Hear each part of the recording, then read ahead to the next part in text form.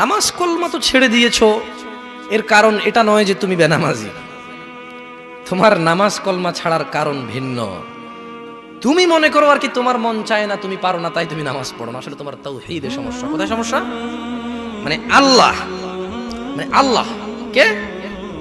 আল্লাহ তিনি যে তোমার হিসাব নিতে সক্ষম এবং তিনি যে তোমার হিসেব নিবে, তুমি এটা পরিপূর্ণভাবে বিশ্বাস করো না, তাহলে তো তুমি নামাজ পড়তে। তুমি মনে করো আর কি তুমি নামাজ পড়ছো না, তুমি গাফেল।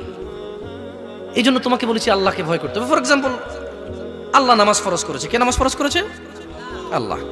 মুয়াজ্জিন আজান দেয়, তুমি নামাজ পড়ো না। তুমি মনে করো তোমার দান সাদাকা তোমাকে উদ্ধার করবে? তোমাকে ভুল শিখিয়েছে।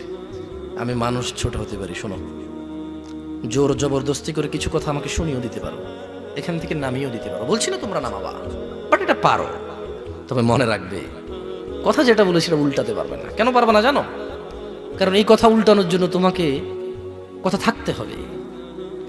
মনে রাখবে, তোমার দান সাদাকা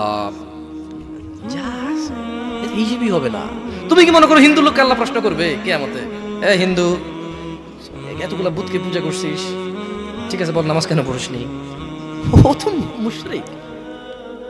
বুঝুনি মনে হয়? এটা স্কুল, এটা স্কুল।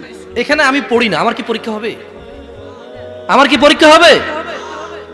বুঝে দিতে পারিনি মনে হয়। তো যে মুশরিক, তার নামাজ রোজা হজ যাকাতের হিসাব কিসের হিসাব? সে তো অলরেডি এমন অপরাধী যা ক্ষমাযোগ্য নয়। যা কি নয়? ক্ষমাযোগ্য নয়।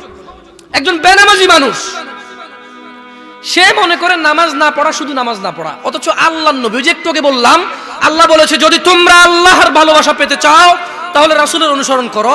রাসূল বলছে যে নিশ্চয়ই কাফের এবং মুশরিকের মধ্যে আর আমাদের মধ্যে পার্থক্য হচ্ছে নামাজ।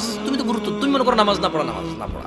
ওই যে তুমি খুঁজে পাও না মুসলমান কিভাবে শিরিক করে, এই যে নামাজ না ছাড়লে শিরিক হয়।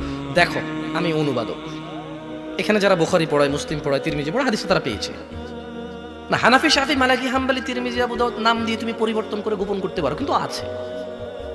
ফয়সালা তো আল্লাহ করবে যে এভাবে হয় নাকি সিস্টেম, ইসলামকে বিভক্ত করা এবং কিয়ামত দিবসে রাসূলের অনুসরণের বাইরে কোনো অনুসরণের হিসাব নেওয়া হবে কিনা, সেটা তো আল্লাহ ফয়সালা করবে। আমি আর তুমি এখন